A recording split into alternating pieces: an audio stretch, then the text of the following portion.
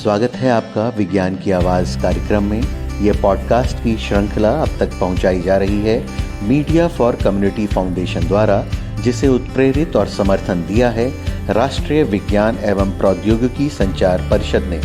विज्ञान की आवाज़ कार्यक्रम से आपको मिलती है देश और दुनिया में होने वाली विज्ञान एवं प्रौद्योगिकी की अपडेट। साथ ही साथ हम करवाते हैं आपकी मुलाकात देश के उन तमाम वैज्ञानिकों और साइंस लैब से जो भारत को और बेहतर बनाने में लगातार अग्रसर हैं।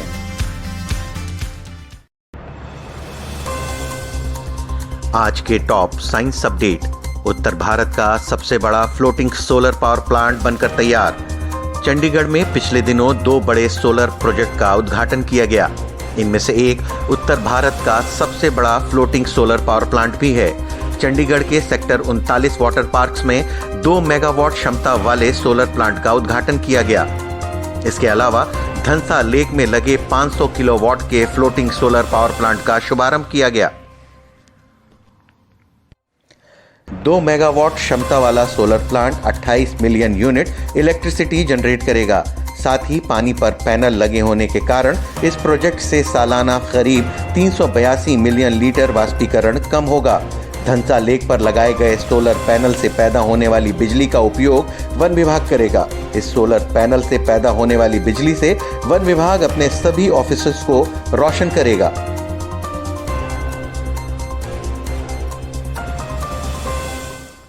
कोबरा विष साइटोटॉक्सिन की प्रक्रिया पर वर्तमान अंतर्दृष्टि उसके विष विरोधी उपचार में सहायक बन सकती है। वैज्ञानिकों ने कोबरा सर्प के विष की विषैली क्रियाविधि के उस तंत्र का पता लगाया है जो ऐसे विषरोधी एंटी वेनम या छोटे अणु अवरोधक के उपयोग के लिए विकासशील रणनीतियों की दिशा में मार्ग प्रशस्त करता है, जो सर्पदंश के स्थान पर उत्पन्न किए गए कोबरा विष के स्थानिक विषैले प्रभावों को कम करने में सहायक बन सकता है।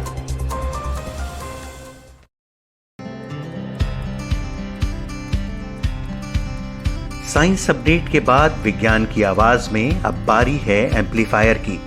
एम्पलीफायर में हम करवाते हैं आपको रूबरू विज्ञान एवं प्रौद्योगिकी के विविध क्षेत्रों में अपने अत्याधुनिक अनुसंधान एवं विकास जनाधार के लिए ज्ञात वैज्ञानिक तथा औद्योगिक अनुसंधान परिषद की राष्ट्रीय प्रयोगशालाओं से तथा भारतीय कृषि अनुसंधान परिषद की प्रयोगशालाओं से।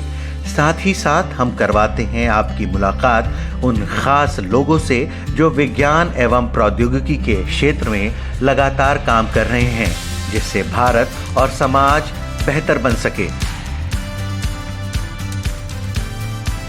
आज के हमारे खास मेहमान हैं डॉक्टर अजय चौरसिया। डॉक्टर अजय चौरसिया प्रमुख वैज्ञानिक हैं तथा अध्यक्ष हैं संरचना अभियांत्रिकी 3D कंक्रीट प्रिंटिंग केंद्रीय भवन अनुसंधान संस्थान रुड़की में। नमस्कार श्रोतागण, मेरा नाम डॉक्टर अजय चौरसिया। मैं प्रमुख वैज्ञानिक तथा अध्यक्ष संरचना अभियांत्रिकी that is structural engineering and 3D concrete printing division का हेड हूँ। ये हम केंद्रीय भवन अनुसंधान संस्थान रुड़की में, जिसका एक रिसर्च सेंटर है, we come under umbrella of CSIR, council of scientific and industrial research. CBRI में हम बेसिकली हमारा जो focus research development and innovation है in the area of building science technology and its implementation. So basically the objective of CBRI's R&D should be utilized for the common man in the country and globally also. तो जब भी हम किसी भी building या building infrastructure की बात करें तो एक उसका बहुत मुख्य सिद्धांत ये होता है कि उसमें safety, speed, sustainability, comfort, aesthetics and affordability ये बहुत महत्वपूर्ण बिंदु है। और इन्हीं महत्वपूर्ण बिंदु को ध्यान रखते हुए हम साथ साथ ये भी देखते हैं कि हमारे देश में आगे 10 साल और 20 साल के बाद किन चीजों की कितनी हाउसिंग की डिमांड है और उसको कितने अच्छे तरीके से साइंटिफिकली हम अपने लोगों को पहुंचा सकते हैं। इसी के दृष्टिकोण में हम जो सीबीआर में जो काम करते हैं वो हमारे जो नेशनल मिशन है, जैसा housing for all, Swachh Bharat and there are so many, उसके अलाइनमेंट में हम काम करते हैं। Basic area of our research is on sustainable concrete, 3D printable concrete.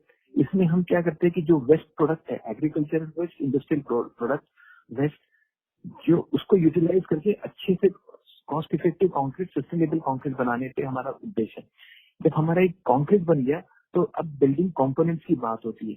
तो हम जो भी बिल्डिंग बनाते हैं वो सेफ हो, उसके लिए हमारे डिवीजन में हम फुल स्केल और टेस्ट कंडक्ट करते हैं। और इसी टेस्ट के वजह से हमने ये प्रीफैब्रिकेटेड बिल्डिंग्स पे भी किया है और मेसनरी बिल्डिंग्स, जो कि हमारे देश में 80% जो मकान है वो मेसनरी बिल्डिंग्स है और वो भूकंप रोधी प्रावधान उनमें बहुत कम है। और उसकी वजह से अगर भूकंप आता है, क्योंकि हमारा 57% of land is on seismic prone area, तो उसमें बहुत क्षति हो सकती है, जान माल का नुकसान हो सकता है। एंड उसको ध्यान में रखते हुए हमने अर्थक्वेक रेजिस्टेंट, कॉस्ट इफेक्टिव एक कन्फाइंड मेसनरी तकनीक का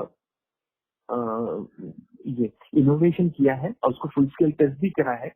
और उसमें ये पाया गया कि अगर ये टेक्निक यूज करती है तो इसका एडवांटेज ये है कि ये locally available construction material skill से बनाई जाती है। 1% अधिक इसमें खर्च आता है, बट इसमें जो भूकंप रोधी शक्ति होती है वो करीब करीब 350% अधिक होती है जो अनरेन्फोर्स्ड मशीनरी की थी।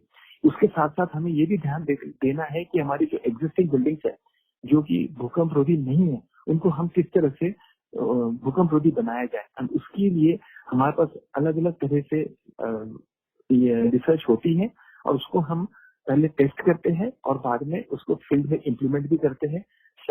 ना कि बिल्डिंग पर बड़े बड़े जो प्लांट्स है, जैसे पावर प्लांट्स हो गए, या जहाँ पे भी जंग या किसी तरह की जो भी कठिनाई आती है, जो भी प्रॉब्लम्स होती है स्ट्रक्चर्स को रिलेटेड, वो प्रॉब्लम्स जनरली सभी ऑर्गेनाइजेशन हमें सीबीआरआई को रेफर करती है। उसको हम साइंटिफिकली समझकर उसका निदान देते हैं और उसको इम्प्लीमेंट करते हैं, ताकि हम सस्टेनेबल और हमारी जो सर्विस प्राइस है बिल्डिंग्स की वो इंक्रीज हो और का ग्रोथ अच्छा तरह से हो। उसी तरह से हेरिटेज बिल्डिंग ये बहुत important one of the vertical where we are working. इसके अलावा जितने भी कॉम्प्लेक्स स्ट्रक्चर्स हमारे देश में बनाए जाते हैं उसका एनालिसिस और डिजाइन भी हम सीबीआरआई में करते हैं।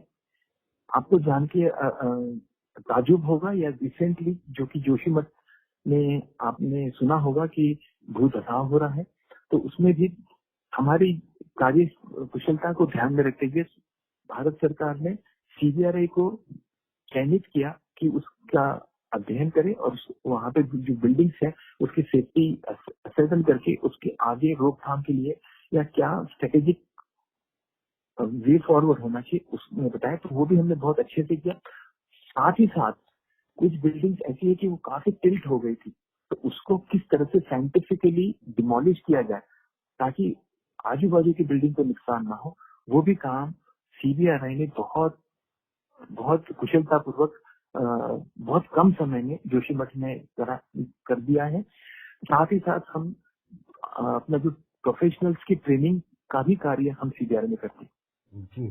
इसके अलावा मैं आप सबका ध्यान आकर्षित कर कि जब भी आपको मौका मिले रुड़की आने का, आप आमंत्रित हैं।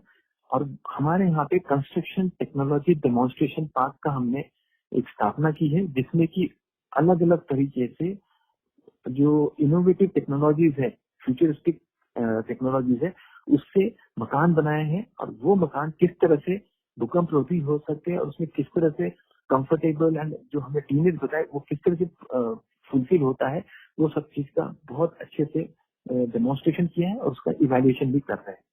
तो इन शॉर्ट मैं ये बताना आपको चाहूंगा कि सीबीआरआई में हम इनोवेटिव टेक्नोलॉजी जैसे 3D printing, volumetric construction, emerging technologies पे कार्य कर रहे हैं। और इसको सिस्टमेटिक साइंटिफिक रिसर्च होने के बाद में हम इसको फील्ड में भी लेके जाने का पूरी प्रयास करते हैं। और उसके लिए हम इंडस्ट्री से भी कोलैबोरेट करते हैं। और इस कार्य को और इफेक्टिवली करने के लिए इंक्यूबेशन सेंटर का भी स्थापना सीबीआरआई में किया गया है। तो इन समरी मैं ये बताना चाहूंगा कि CBRI और हमारा structural engineering division particularly we are working in alignment with national needs, national missions, SDG goals, IPCC and G20 objectives to fulfill the dreams of our society in our country.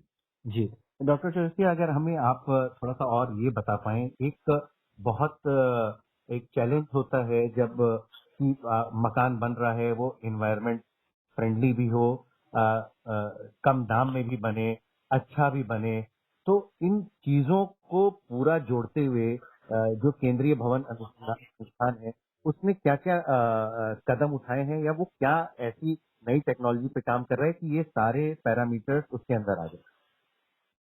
आपका बहुत अच्छा प्रश्न है जो कि हमारे श्रोतागण के लिए बहुत इम्पोर्टेंट साबित हो सकता है। तो आपने जैसे कहा कि CBRI में हम इस मार्ग पे हम पूरी तरह से भरसक प्रयास कर रहे हैं। जैसे कि कोई भी मकान बनाओ तो कॉस्ट इफेक्टिव होना ये सब लोगों की पहले प्राथमिकता होती है, पर हम उसे सेफ्टी पे पहले ध्यान देते हैं। और उसके लिए हमने जो आपको बताया कि कन्फाइंड मेसनरी ये आइडियल टेक्नोलॉजी है जो कि आम आदमी लोकली अवेलेबल कंस्ट्रक्शन मटेरियल से बना सकता है। साथ ही साथ हमें जब ज्यादा नंबर में मकान बनाने हैं तो उसके लिए प्री फैब्रिकेटेड जैसा स्लैब, बीम, कॉलम, ये सब प्री फैब्रिकेटेड आप छोटे स्केल में भी मैन्युफैक्चर कर सकते हैं और उससे भी मकान बना सकते हैं। तो उसमें क्या होगा कि आपको अननेसेसरी शटरिंग करना, फिर जैसा हम कास्टिंग करते हैं तो उसमें बहुत समय व्यतीत होता है।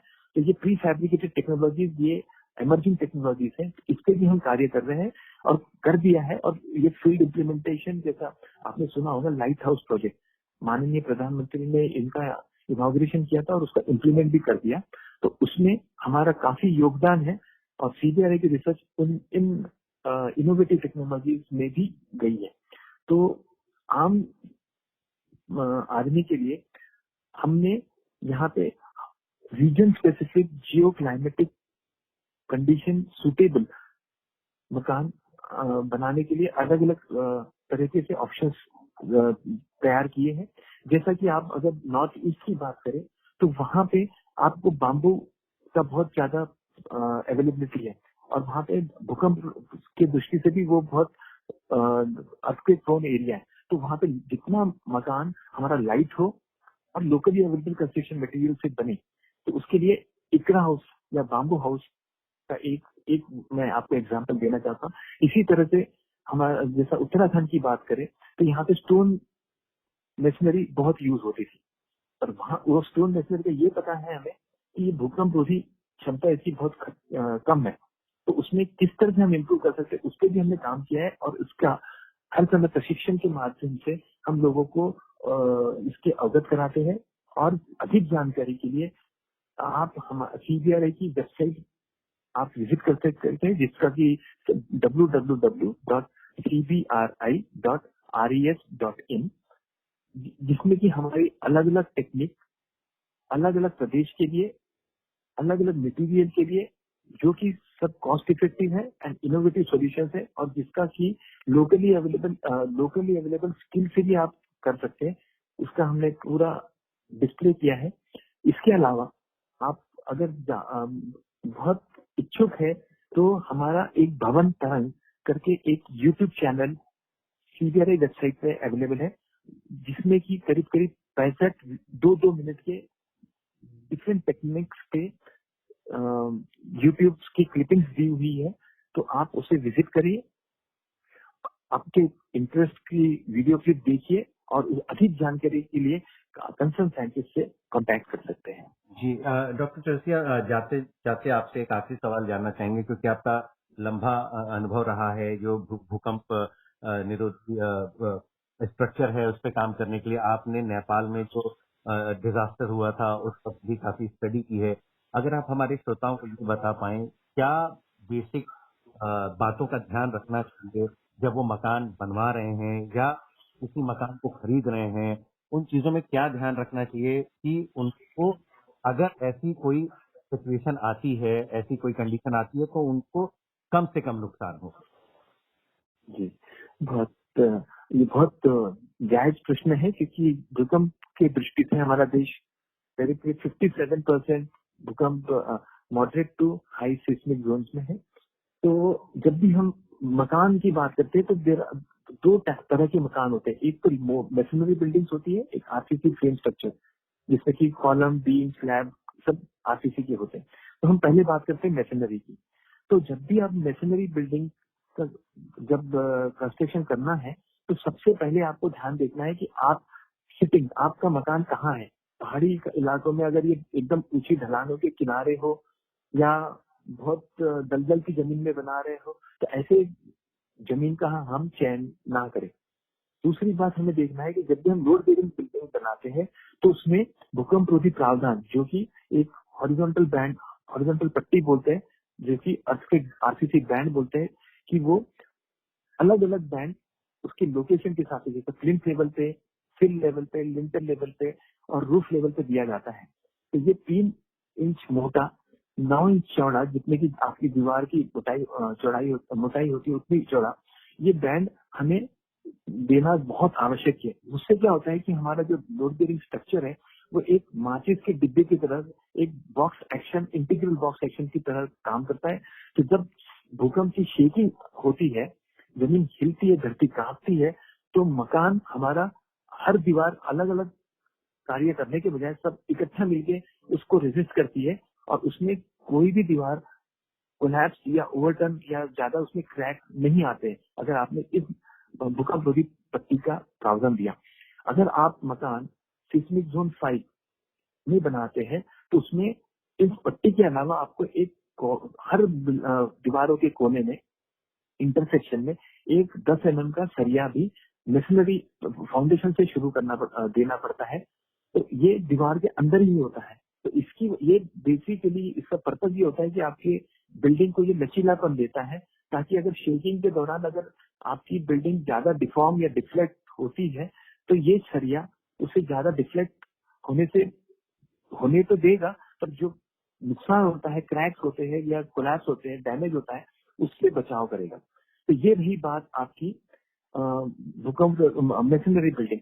तो जब भी आप मैसनरी बिल्डिंग बनाए तो इंजीनियर की सलाह मशवरा करें और फिर उसके बाद में स्ट्रिक्ट क्वालिटी कंट्रोल के हिसाब से आप मटेरियल का भी ध्यान रखिए और टेक्नोलॉजी का भी प्रयोग करके अपना मकान बनाए। और उसका मेंटेनेंस बहुत जरूरी है। मेंटेनेंस अच्छा करिए, तब जाके आपका मकान सेफ होगा। सबसे पहले सेफ्टी एंड देन इकोनॉमी, जी एस्थेटिक्स और बाकी का सब चीज हो ही जाएगा। जी। एक और इसका सप्लीमेंट्री सवाल है। आमतौर पे हम जो महानगर हैं, चाहे वो दिल्ली हो, नोएडा हो, से सटे हुए जो शहर हैं, वहाँ बहुत हाई रेज अपार्टमेंट रहे हैं, जिसमें तमाम मिडिल क्लास फैमिली या अपर मिडिल क्लास की जो परिवार हैं वो अपना एक घर ढूंढ रहे हैं जो कि 2 कमरे का हो, 3 कमरे का हो। ऐसे लोग मकान खरीदने जाएं या अपना फ्लैट खरीदने जाएं तो वहाँ वो कौन से सवाल हैं जो उनको वहाँ के बिल्डर से या उनके इंजीनियर से पूछने चाहिए, ताकि उनको ये पता चल सके कि वो जो स्ट्रक्चर बना है वो इतना मजबूत बना है कि उसमें वो रह सकते हैं। जी, आपका ये बहुत बहुत ही अच्छा प्रश्न है। तो ऐसे श्रोताओं, जो लोग ये मकान खरीदने के लिए जाते हैं, तो खरीदने के दौरान आपको ये देखना है कि पहले आप उस पर्टिकुलर बिल्डिंग की स्ट्रक्चरल ड्राइंग मांगिए। हम जनरली आर्किटेक्चरल ड्राइंग देके आगे चलते हैं, पर आप स्ट्रक्चरल ड्राइंग मांगिए। उसमें भूकंप रोधी प्रावधान, जैसा आरसीसी फ्रेम स्ट्रक्चर है तो उसके हमारे जो कोड है, मानक है IS 1893 13920, तो इसके मानकों द्वारा वो बना है, ये इंश्योर कर लीजिए। और उसको आप खुद तो नहीं अगर देख पाएंगे तो उसमें वो ड्राइंग जो भी डिजाइनर ने बनाया है उसकी क्या कॉम्पिटेंसी है वो देखिए, और उसको किसी सरकारी संस्था जैसे IIT, CBRI या NIT, इनसे वो चेक किया है, चेक की होनी चाहिए, ताकि उसमें पूरे भूकंप रोधी प्रावधान का डिजाइन में अनुमोदन किया गया है, इसका इंश्योर होना पड़ेगा।